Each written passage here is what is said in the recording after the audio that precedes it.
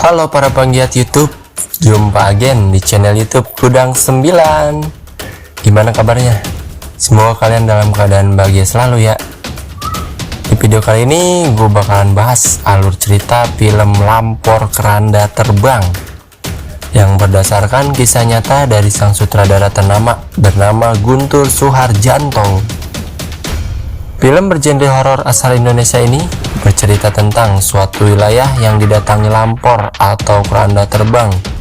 Yang diyakini lampor adalah salah satu laskar Nyi Roro Kidul, pencabut nyawa, yang akan datang ke suatu wilayah jika wilayah tersebut terdapat suatu pendosa. Daripada lama-lama, langsung aja ya kita bahas.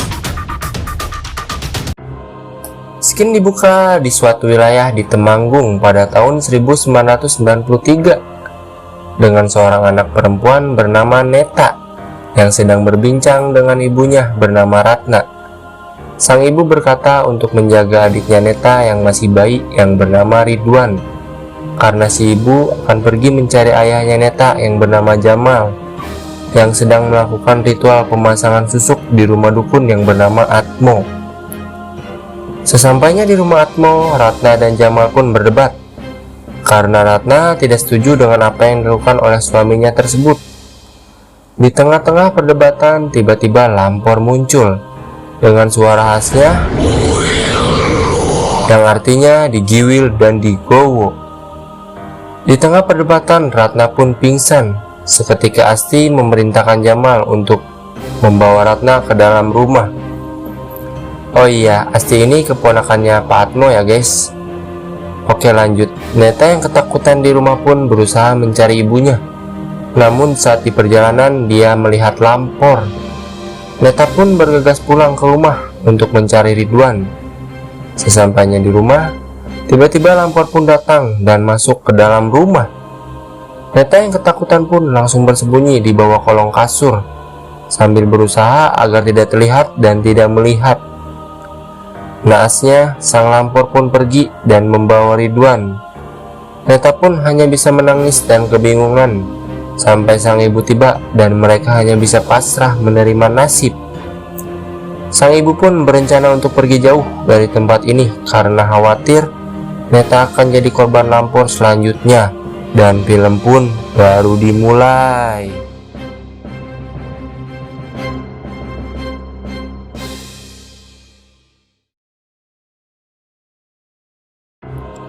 Skin pun berganti pada 26 tahun setelah kejadian tersebut dan diperlihatkan bahwa ibunya Neta sudah meninggal. Neta pun kini sudah memiliki suami yang bernama Edwin dan telah dikaruniai dua anak yang bernama Adam dan Scar. Edwin terlihat kesal dan marah kepada Neta karena Neta dan ibunya menyembunyikan kebenaran bahwa bapaknya Neta masih hidup. Di tengah perdebatan, Edwin pun memutuskan untuk pergi menemui bapaknya Neta dan mengajak anak-anak untuk bertemu kakeknya yang masih hidup. Singkat cerita, mereka tiba di stasiun dan dijemput oleh saudara Neta yang bernama Yoyo. Di dalam perjalanan menuju rumah Pak Jamal, tiba-tiba salah seorang warga memberitahukan bahwa Pak Jamal sudah meninggal. Singkat cerita, mereka tiba di rumah Pak Jamal. Neta pun disambut dengan perlakuan yang kurang menyenangkan dari warga sekitar. Dan ada salah seorang warga yang menyalahkan kematian suaminya dan menyangkal Neta lah penyebabnya. Di rumah itu mereka disambut Nining yang merupakan pembantu di rumah Pak Jamal. Setelah melihat mayatnya Pak Jamal, ada yang aneh nih guys. Mayat Pak Jamal masih bergerak-gerak seakan-akan jiwanya belum pergi dari dunia, meskipun susuk yang dipakai sudah dikeluarkan dukun Atmo. Kemudian Neta pun menghampirinya dan berkata bahwa ibunya sudah memaafkan segala kesalahan-kesalahan sang ayah. Dengan begitu pun Pak Jamal bisa beristirahat dengan tenang. Tak lama kemudian Mita pun datang dengan terlihat yang sangat sedih. Oh iya, Mita ini adalah anak angkatnya Pak Jamal ya guys. Dia terlihat begitu terpukul karena hanya Pak Jamal yang sayang kepadanya. Scene selanjutnya diperlihatkan Yoyo yang minta izin pulang ke rumahnya, serta memberitahukan kedekatan antara Asti dan juga Bimo, yang merupakan orang kepercayaan dari Pak Jamal dan juga Mbak Asti ini. Yoyo pun memperingati Edwin untuk tidak keluar rumah ketika malam hari dan harus menjaga anak-anaknya dari lampor. Skin berganti lagi dan diperlihatkan Nining sedang mempersiapkan kamar untuk Neta dan juga anak-anaknya, sambil memberitahukan bahwa Neta adalah satu-satunya ahli waris di rumah ini, dikarenakan Mita merupakan anak angkat dan bukan anak kandung. Selanjutnya kita diperlihatkan perbincangan antara Mita dan juga Neta. Mita memberitahukan bahwa di rumahnya ini Neta harus berhati-hati karena banyak ular berbisa, dan Mbak Asti sangat takut jika harta warisan Pak Jamal tersebut jatuh ke tangan orang lain. Di tengah perbincangan, mereka mendengar suara dan Mita pun memutuskan untuk berhenti berbicara. Skin berganti lagi dengan keadaan yang sudah malam. Di ruang tamu, Neta, Edwin, dan juga Asti didampingi Bimo sedang berbincang dan meminta agar mereka menginap beberapa hari di rumah ini. Di tengah perbincangan, Mita pun terlihat akan pergi meninggalkan rumah, mau kabur kayaknya nih dia nih. Karena semenjak kematian Pak Jamal, dia berpikir nih guys, nggak ada lagi yang sayang sama dia. Asti pun karena capek, ya udahlah biarin aja deh pergi, capek gue ngurusin dia. Sementara itu Asti juga minta izin karena dia udah capek seharian kali ya, untuk tidur duluan guys. Nah, setelah ditinggal Asti, Bimo ngasih tahu kepada Edwin sama Neta kalau ada dua pantangan ketika lampor datang. Yang pertama, mereka jangan melihat dan juga pantang terlihat. Sementara itu, Mita yang tadi kabur tergesa-gesa dari rumah sudah bertemu kekasihnya nih guys, namanya Tony. Ternyata tadi Mita buru-buru karena dia lagi bawa sertifikat tanah dari rumah. Nakal juga nih. Nah, skin berganti lagi guys di rumah Pak Jamal. Edwin tiba-tiba terbangun nih karena lihat Adam gak ada di sampingnya. Pas dicari ternyata Adam lagi main tablet guys. Edwin pun langsung memperingati Adam nih tentang lampor. Walaupun mereka berdua itu ya karena belum melihat asli jadi belum percaya gitu aja. Nah, sementara itu si Mita sama si Tony motornya masih belum nyala nih guys. Tiba-tiba si Mita dengar suara lampor, dan dia pun dengan rasa ketakutan langsung buru-buru sembunyi di dalam gubuk yang ada di sekitar situ. Nah, di rumah Pak Jamal, lampor udah mau muncul nih ke dalam rumah. Edwin yang masih penasaran pun mengecek nih dengan cara memantulkan tabletnya Adam ke jendela. Bam! Terus dilihat itu ada lampornya guys. Edwin yang langsung percaya pun dia langsung cari Adam nih, dan buru-buru langsung mendekap Adam dan memperingati agar jangan terlihat dan pantang melihat. Namun tiba-tiba jeder, pintu tertutup dan Adam bilang, kakek, ternyata tuh yang nutup pintu tuh arwahnya Pak Jamal guys. Nah, kita balik lagi nih. Tony yang gak percaya lampor masih coba nih nyalain motornya, masih nyela-nyela aja tuh dia. Sementara si Mita udah peringati untuk gerak-gerak, buru-buru sembunyi, dan langsung tuh tewas dia dicekik sama lampor guys. Mita yang ngeliatin dari gubuk pun langsung pingsan. Keesokan harinya si Mita udah ditemuin sama warga, dan si Edwin pun langsung membawanya ke dalam kamar. Nah, pas udah di dalam kamar, tiba-tiba Mita pun kesurupan guys. Kesurupan dan berkata bahwa lampor datang untuk yang berdosa, dan dia yang sudah mengundang lampor ke sini. Nah, sambil berbicara seperti itu, si Mita tuh nunjuk Nining guys yang berada di situ. Seru nih, kira-kira ada apaan ya? Oke, nanti kalian bakal tahu dah. kita lanjut dulu ya. Skin berganti lagi dan diperlihatkan si Adam lagi bermain layangan, tapi tiba-tiba layangannya putus. Dan gak sengaja si Adam pas mengejar layangannya itu nemuin kuburan nih yang berisi janin bayi. Namun pas Adam mau kepo mencari tahu, tiba-tiba Bimo udah ada di atas dan dia ngasih tahu kalau Adam buru-buru pulang. Pas Adam nengok lagi, seketika mayatnya itu hilang. Nah, kembali ke rumah Pak Jamal, kita diliatin lagi kalau si Mita bakalan dibawa pergi sama dukun Atmo dan juga Edwin. Dukun Atmo sama si Bimo guys. Nah, si Edwin berusaha menghadang nih karena nggak tega kalau si Mita sampai harus dikorbankan ke Lampor. Tapi si Edwin kayaknya usahanya tuh sia-sia aja guys, karena si dukun Atmo bilang kalau orang yang udah ketemu Lampor, pasti Lampor bakalan datang kembali cari orang itu, dan sangat berbahaya kalau si Mita didiemin di rumah itu. Si Edwin yang gak tega itu langsung berusaha mencari Mita yang disekap di sebuah gubuk guys. Nah, setelah ketemu gubuknya, Edwin langsung terkejut karena di sebelahnya udah ada Yoyo nih.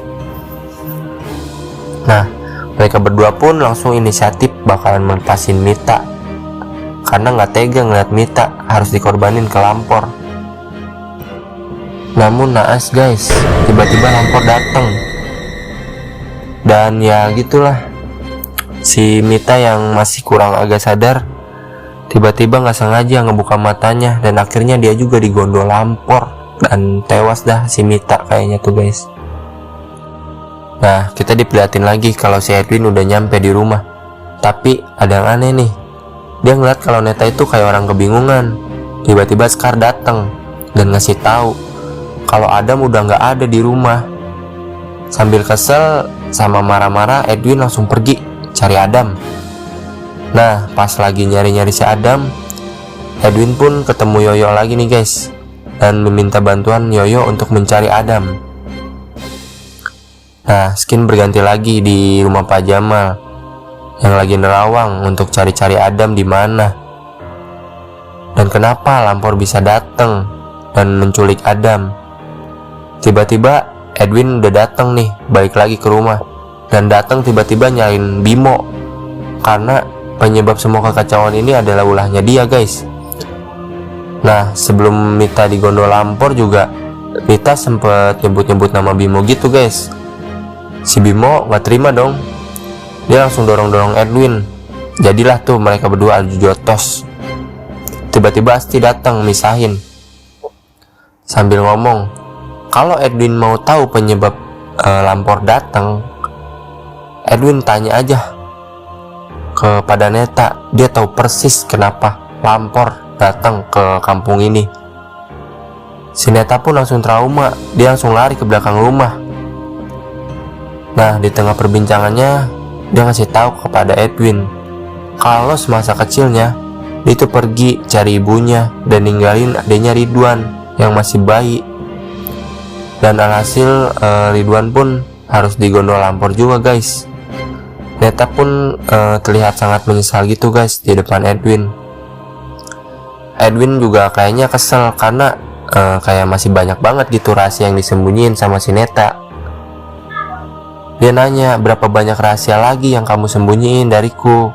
Kata Edwin kayak gitu guys. Nah, daripada Edwin kesel, Edwin pun langsung nemuin Yoyo dan minta temenin untuk mencari si Adam. Nah, si Yoyo inget guys nih, Yoyo langsung ngajak Edwin ke suatu tempat yang diyakini tempat itu tempatnya si Lampor itu guys. Scene berganti lagi, dimana Neta lagi menghampiri makam ayahnya dan bertanya-tanya mengapa Adam bisa dibawa Lampor. Apakah karena kesalahan semasa kecil Neta yang meninggalkan Ridwan? Tiba-tiba Asti datang, terus menghampiri Neta, terus ngasih tahu kalau ayahnya sangat sayang banget kepadanya, apalagi kepada ibunya. Dia pun ngasih tunjuk beberapa surat yang ditulis oleh Pak Jamal ketika masih hidup. Namun Pak Jamal bingung mau dikirim kemana nih surat. Sedangkan dia nggak tahu keberadaan Neta sama ibunya di mana. Asti juga ngasih tahu kalau Pak Jamal itu sama sekali nggak melarang kedekatannya dia sama si Bimo. Nah, di tengah perbincangan itu, Asti tiba-tiba ngasih semua surat-surat sertifikat warisan sepeninggalan Pak Jamal kepada Neta, guys. Nah, scene berganti lagi nih, dimana Edwin dan Yoyo sudah sampai di tempat yang diyakini itu adalah tempat lampor. Tapi tiba-tiba ada kedatangan mobil nih, guys. Nah, di dalam mobil tersebut juga ternyata adalah Dukun Atmo dan juga Bimo yang sama-sama datang ke tempat tersebut. Mereka pun langsung bergegas untuk sembunyi. Sementara itu di rumah Pak Jamal, Sekar ngasih tahu pada Neta kalau kakeknya berbicara dengannya dan seakan memberi syarat keberadaan Adam lewat tabletnya Adam. Neta yang akan pergi pun menitipkan Sekar bersama Asti. Asti pun melihat tablet rekaman dan ternyata isinya luar biasa. Di situ adalah rekaman video Bimo yang sedang berselingkuh bersama Nining, dan ternyata keduanya mempunyai hasrat untuk menguasai harta-harta warisan Pak Jamal. Nah, kan keungkapkan. Asti pun kayaknya terlihat sedih gitu, kayak ya gimana lah, udah dihanatin sama si Bimo. Namun tiba-tiba si Sekar kerasukan aura Pak Jamal nih, guys. Nah, Pak Jamal ngasih tahu kalau orang-orang yang disayangi Asti perlahan-lahan emang mau menghancurkan dirinya. Semua karena gelap mata demi menguasai harta yang tadi dimiliki oleh Pak Jamal. Nah, skin berganti lagi dan diperlihatkan kalau Edwin lagi masuk ke dalam gua. Nah, tiba-tiba di dalam gua itu emang sudah ada si Dukun Atmo. Dia lagi ngelakuin ritual untuk mengendalikan lampor. Singkat cerita, terjadilah perkalian antara Edwin dan Dukun Atmo. Nah, singkat cerita, Edwin pun berhasil menancapkan sebuah kapak ke perut Dukun Atmo dan membuatnya terluka. Namun Dukun Atmo terlalu sakti, guys. Dia tetap dapat bertahan dan malah memukul balik Edwin sampai pingsan. Terus Dukun Atmo pun keluar melarikan diri dan langsung menemui Bimo. Tapi pas sampai ketemu Bimo dan mau masuk ke dalam mobil, dia tiba-tiba lemes, jatuh tergeletak, guys. Si Bimo pun panik, dikira ya mungkin dia habis diapa-apain gitu sama lampor. Bimo panik langsung pergi bawa mobil sambil melindas kakinya Dukun Atmo. Gila tuh si Bimo. Singkat cerita, Edwin udah sadar nih. Terus dia bergegas mencari Yoyo dan mengajaknya pergi ke tempat dimana si Mita disekap waktu itu. Scene berganti lagi, dimana Neta udah mendapatkan petunjuk nih dari gambar yang dibuat oleh Sekar. Nah, Neta pun sedang menggali tanah di tempat ketika si Adam mengejar layangannya. Nah, pas dia menggali tanah, dia terkejut nih, guys. Dia nemuin kuburan jabang bayi yang sudah terbungkus kapan. Tiba-tiba di saat Neta lengah, Nining datang, langsung ngajar Neta. Pertolongan pun terjadi di situ, guys. Nining terpojok di sini, guys. Tapi tiba-tiba Bimo datang dan langsung menghajar Neta sampai pingsan. Nah, scene diperlihatkan lagi di tempat dimana Dukun Atmo tergeletak tadi abis dilindas Bimo. Ternyata dia masih hidup, guys. Gila, bener-bener sakti nih orang. Gila. Kemudian dia menyambungkan bagian tubuhnya yang tadi robek dan terluka, guys. Dan dia pun kembali hidup lagi. Kita kembali ke Bimo, guys, dimana dia dan Nining berhasil membawa Neta ke tempat dimana Mita disekap. Mereka pun kemudian mengikat Adam dan Neta untuk ditumbalkan kepada lampor, sembari menyorotkan lampu mobil yang mereka bawa agar memberikan penerangan kepada lampor. Sementara mereka bersembunyi di dalam gubuknya. Singkat cerita, Edwin udah datang sama Yoyo dan dia langsung bergegas untuk menyelamatin Neta dan Adam. Di Di tengah penyelamatannya itu, tiba-tiba Lampor sudah muncul di situ guys. Nah, si Neta yang udah terlepas pun berusaha menghadang, dan dia ingin menyerahkan dirinya kepada Lampor karena mungkin ya untuk menebus kesalahannya dia semasa kecil guys. Nah, pas sudah dicekik si Lampor, tiba-tiba Lampor justru melepaskan si Neta nih guys. Sementara itu Yoyo juga berhasil membuka pintunya. Nah, dan langsung mematikan lampu sorot mobilnya. Terus dia juga langsung nyorotin lampu ke dalam gubuk guys, sehingga si Bimo sama si Nining terlihat tuh. Nah, di sini si Bimo panik guys. Di tengah kepanikan, si Nining terus menggenggam si Bimo. Bimo yang panik langsung ngelepasin genggamannya Nining dengan cara membacok tangannya sampai putus guys. Waduh, gila nih orang. Tapi di sini dia kena apesnya guys. Tiba-tiba dari atas muncul kayu runcing yang berada di atas gubuk. Dia pun langsung jatuh guys, tertimpa kayu-kayu itu guys, dan tewas dah dia di situ.